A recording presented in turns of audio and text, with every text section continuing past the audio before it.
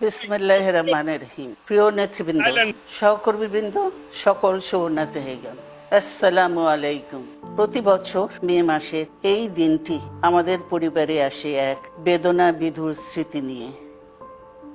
এই দিনে শুধু আমাদের পরিবার নয়, বরং সমগ্র দেশই হয়ে উঠে পড়েছিল বেদনার্ত ও অভিভাবকহীন।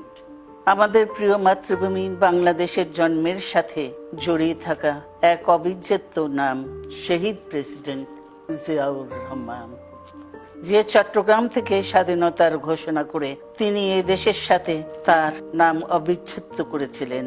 সেই চট্টগ্রামেই এক সফল, সৎ, দূরদর্শী ও প্রকৃত দেশপ্রেমিক প্রেসিডেন্ট হিসেবে নিজের জীবন উৎসর্গ করেছেন।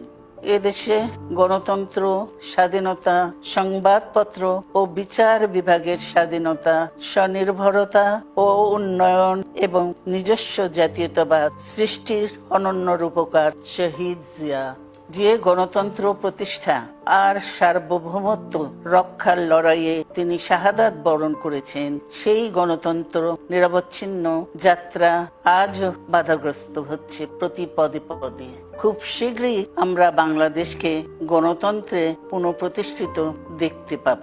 এই হোক শহীদ জিয়ার শাহাদাত বার্ষিকীতে আমাদের অঙ্গীকার। এই লক্ষ্যে সুশৃঙ্খল ভাবে এগিয়ে চলার জন্য আমি বিএনপির সকল পর্যায়ের নেতা, কর্মী ও দেশবাসীর প্রতি আহ্বান জানাচ্ছি। মনে রাখবেন, সবার জন্য গণতন্ত্র ও উন্নয়নের মাধ্যমে সকল সমস্যার সমাধানের যে রাজনীতি শহীদ জিয়া রেখে গেছেন, তা বাস্তবায়নের মাধ্যমে তার প্রতি শ্রদ্ধা জানাতে হবে।